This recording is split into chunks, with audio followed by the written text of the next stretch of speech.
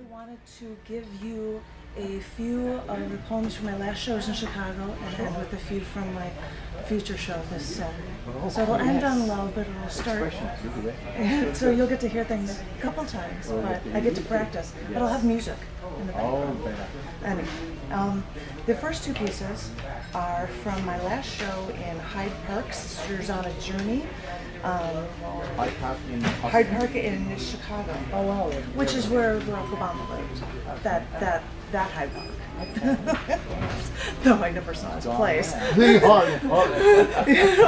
know there's one in New York. There's one in Chicago. Anyway, these were both about my mother, who passed away. It'll sound better at first, so hear me out. It's called Old School and High-Tech Monuments. People stop and tell me that they are sad about my mom. One woman hugged me and said, "They always take the good ones." Because you'd think she'd have gone through enough in her life for crimes she didn't commit. So yeah, they do take the good ones. It's unfair. It's completely wrong. Someone has to be held accountable. She was one of the good ones, and I hate you for taking her this way. I don't care who you are, you who leaves me here to write until my fountain pen runs dry. It becomes a mantra. Record these stories. Record her praises. I will sit at my computer, slam my hands, my fingers into that keyboard because there has to be a record. I'll write stories. I'll write volumes. Book after book with traces of her will infiltrate libraries and online bookstores. I'll stand at every mountain peak. I'll sing her praises. I'll give people copies of these words because, as I said, there has to be a record. And then when the pens are gone, I'll prick my skin. I'll spill my blood into words onto pages. This is what these words mean. When my computer is obsolete, when the internet is dead, I ram mallet to stone. I'll chisel these words, create monuments to you. You want to see a record? Just know that civilizations eons from now will see these testaments from salvaged libraries and carved from stone and live for these words. Trust me.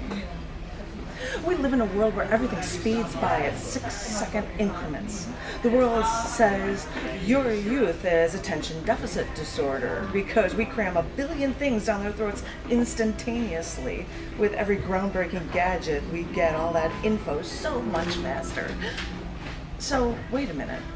Why worry so much about the word when sometimes the message brings the meaning?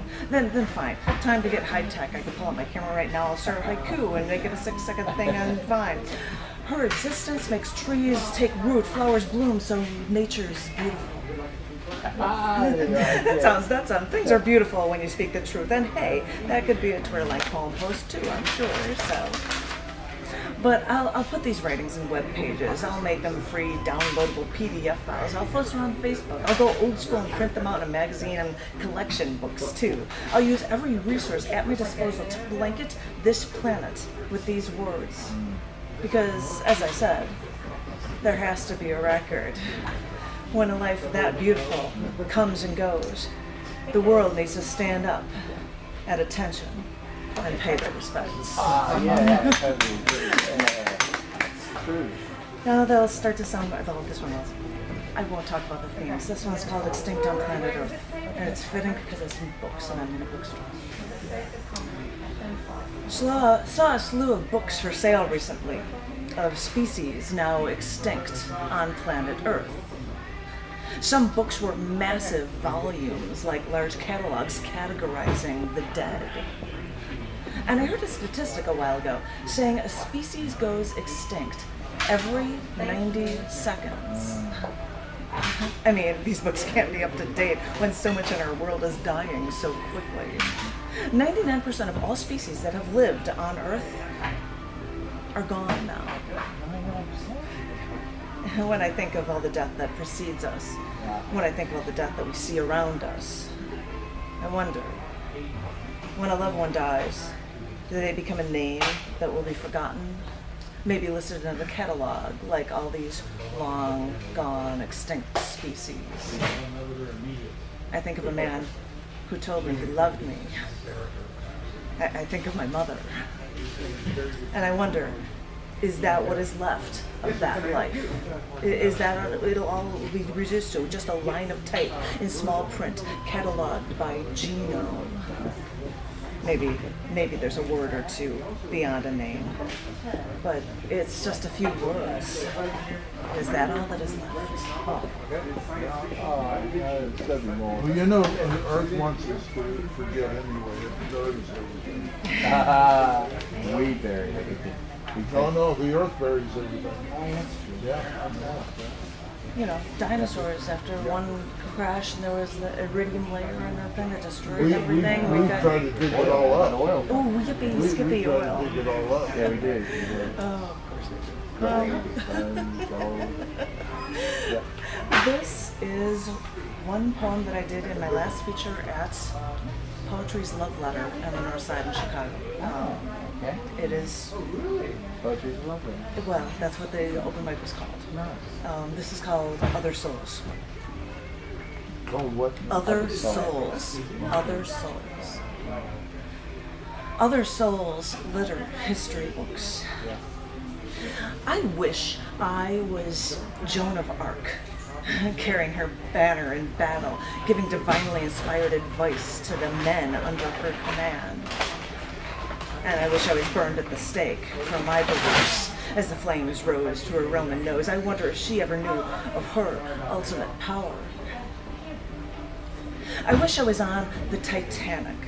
That sounds so like me. That sounds so like me, being the rich elite that wants to be on the first cruise across the ocean.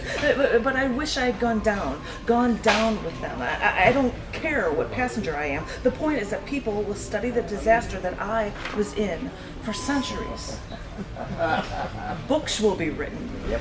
Movies will be box office There hits. you go. All from me being in the wrong place at the wrong time. I wish I were my ancestors, Marie, Avgi, Petronella, Johanna. I wish I was in the resistance like them to save Jews from the SS in World War II.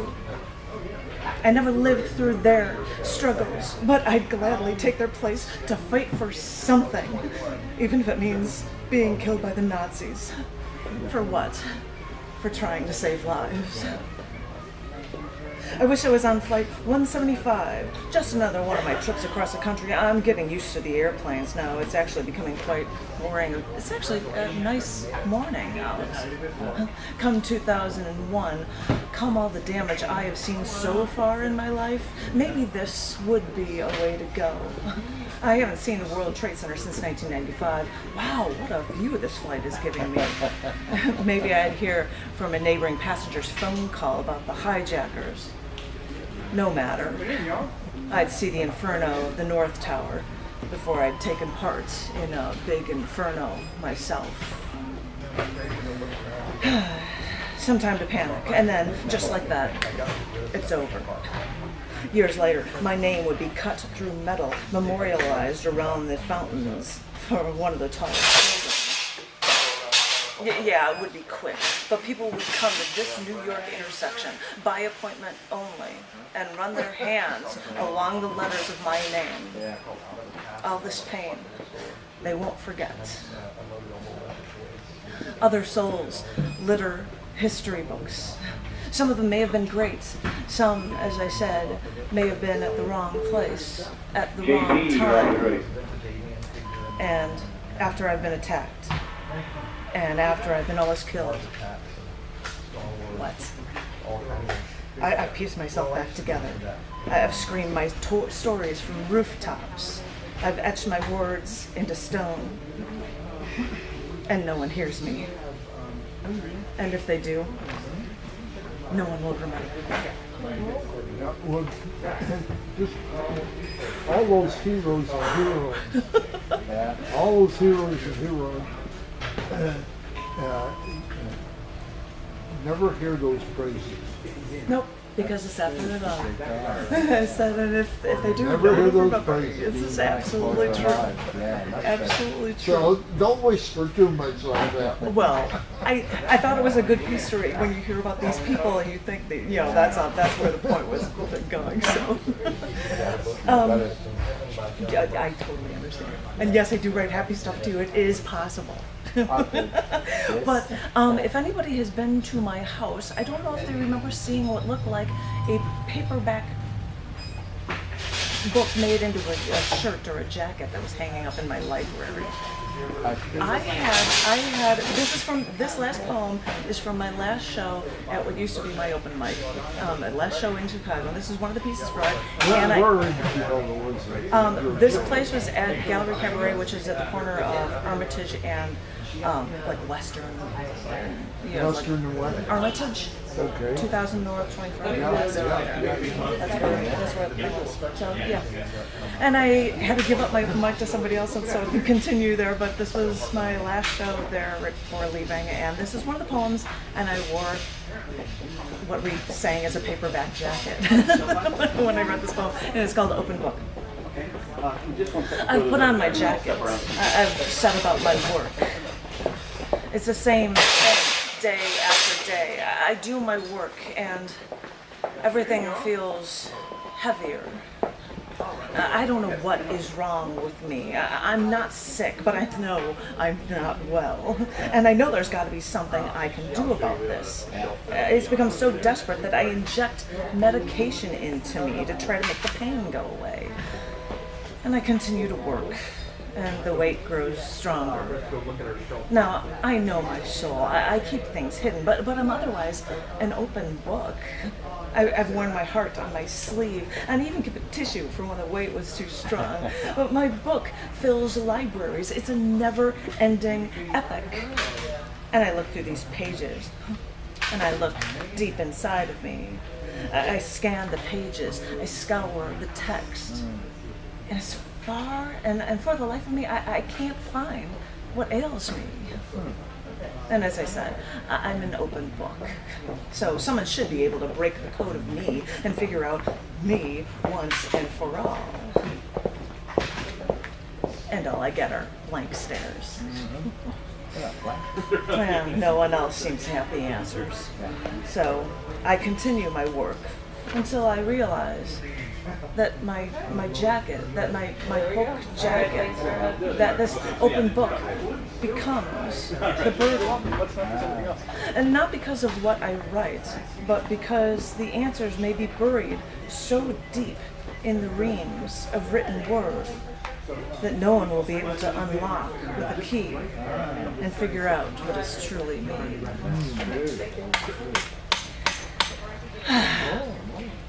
Well, I can do 3 or 4. I can do pretty much the whole show if you would like. He says, that's it. Are you okay with that? You good with that? I don't know.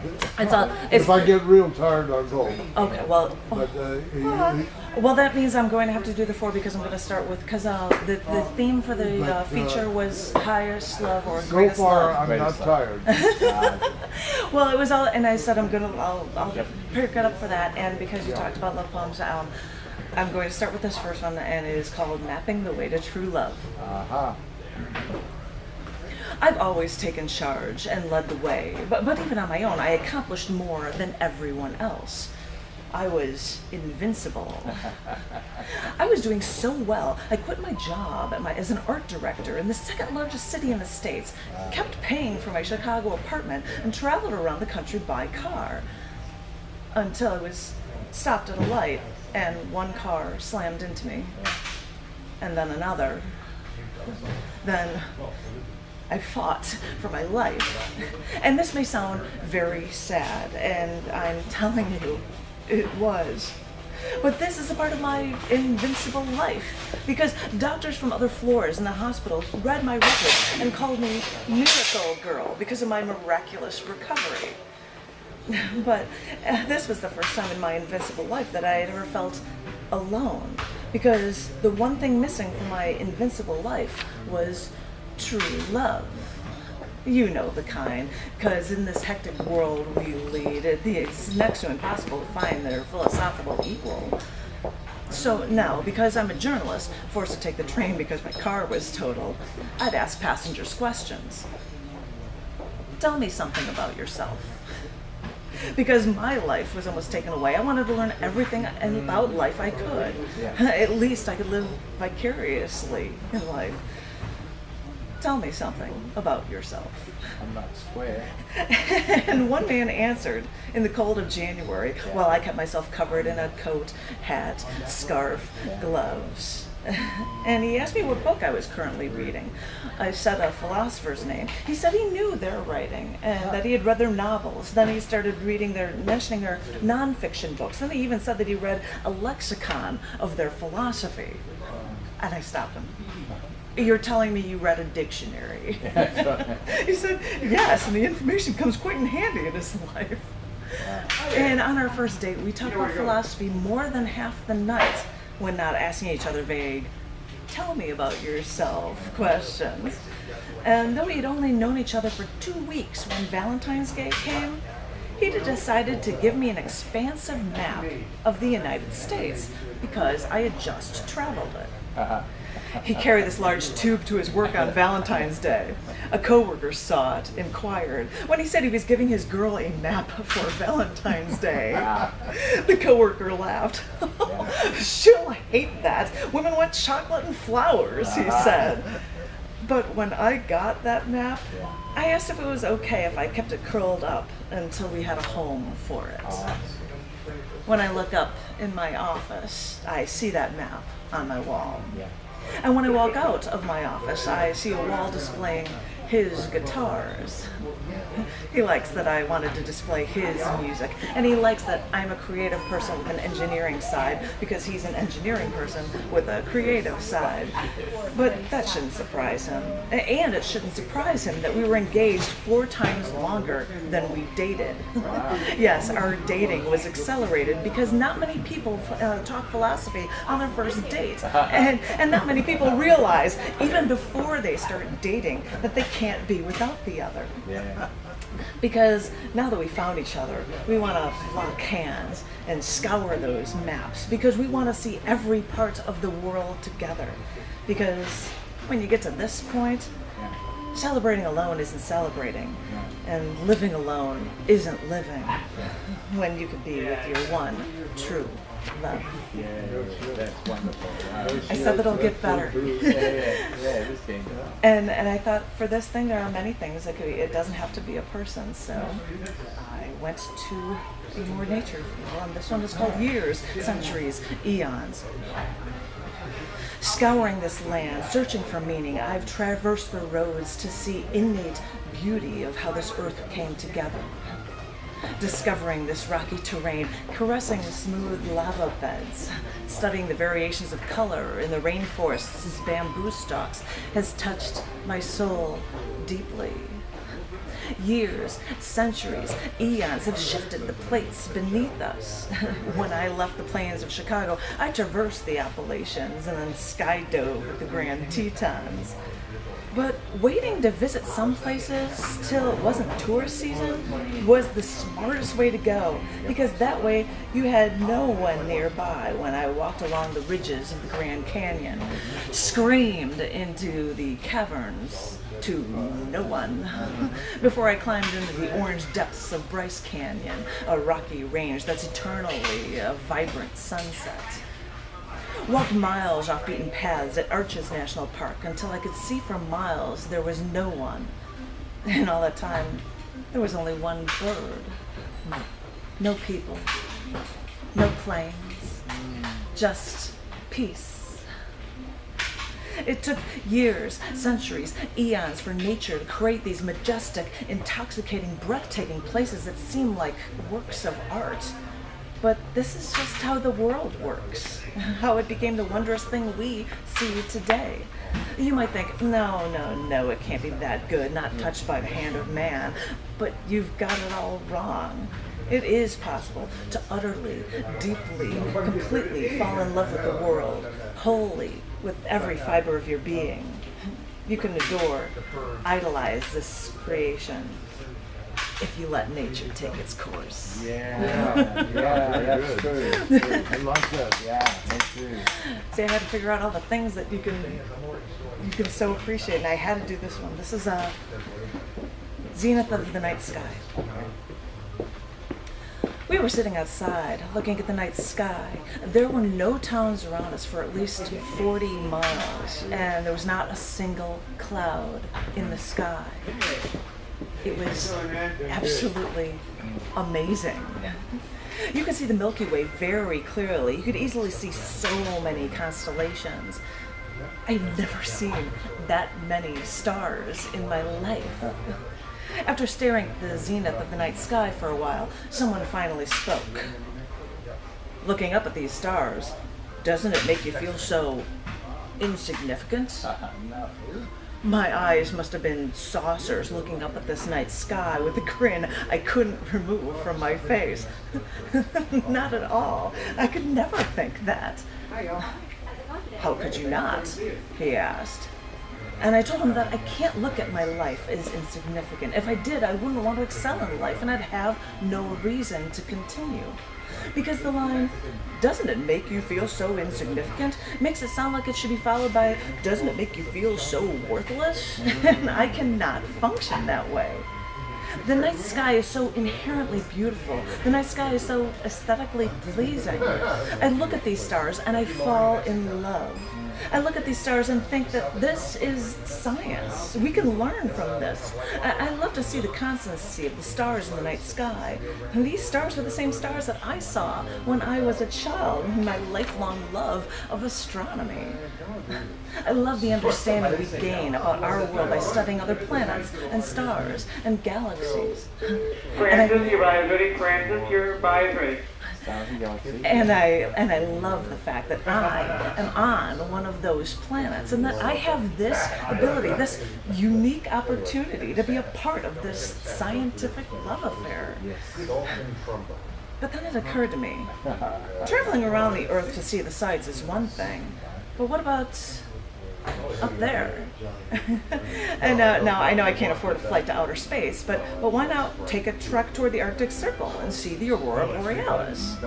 So we made our plans, stayed in a bed and breakfast at Fairbanks, Alaska, with windowsills 18 inches deep because we need that added insulation. We even sang a few sets at Ivory Jack's because the best time of the night to see the Aurora Borealis was about 1:30 in the morning, long after our concert ended. Yes, it was bitter cold, and I was bundled up, but I really didn't care. I'd take pictures anyway, even though no photo could emulate the dancing solar wind in our magnetosphere colliding into our atmosphere. But with that collision, what a light show it makes. One man who lived for years in Alaska shared with me that he told his family that he would leave here when he lost his love for the Aurora Borealis. I know exactly what he means. Yeah, no, that's good. You know, sometimes in Illinois you could see. It was stunning. Sometimes we'd be able to see it, and I know there's the Australis, which I've never been. But I won't talk about my future trip. 7 or 8 years old. Yep. Yeah. And then But when it couldn't possibly. it was the tiniest little bit when I saw it. Extraordinary as it was when you saw it in Alaska. And always moving. And we made a point to go at the time that would be most frequent in the year. It was awesome. That was awesome. I'm gonna end with this last one from the last one of the show, and this is called Just One Book. I wore my older sister's communion veil, playing dress-up in my imaginary wedding. I read my older sister's prayer book, wondering who can hand me the answers. But mangled in a maelstrom of religions, I was left lost, searching for salvation, After years ticked by, it was only then when my Judeo-Christian boyfriend gave me a book. It didn't quite fit in with his beliefs, but he told me to give it a read. Now, I remember reading books where I had to tell myself to read 50 pages a day just so that I could get through it. And after reading any passage, I honestly couldn't even tell you what I just read. But this book was like no other. It spoke to me philosophically, and it managed to show me how to live. You didn't think you can get so much from just one book, and it's true. Afterward, I swooped up as much reading on the subject as I could, but it still stuns me that just one book could put me on a track to how to think through life. Because suddenly all my reasoning made sense. With this one book, I learned how to fit the pieces together, and suddenly my life made sense. I didn't think that just one book could do that to a person, but I am a living testament to the message, and like I'm placing my hand on a Bible, I'll swear this day that just the right book, in just the right hands, of just the right minds, can really give the world clarity and transform everything perfectly. What's the book? I never tell the book because everybody can say whatever. I mean, I know what book it is for me, but everybody can think of a different book for what works for them. I do not tell the book. I do not tell the book. It was the Ruby out of Omar Khayyam. It was your answer book. Anyway, so that was all. That's wonderful. Thank you. That's going to be a really good That's great. I try to figure out, like, for the last four, really good love book. and Love, different person, nature, sky, nature, astronomy, books. and a book for Absolutely philosophy Yes. kind of thing. Love Yeah. it all, love it all.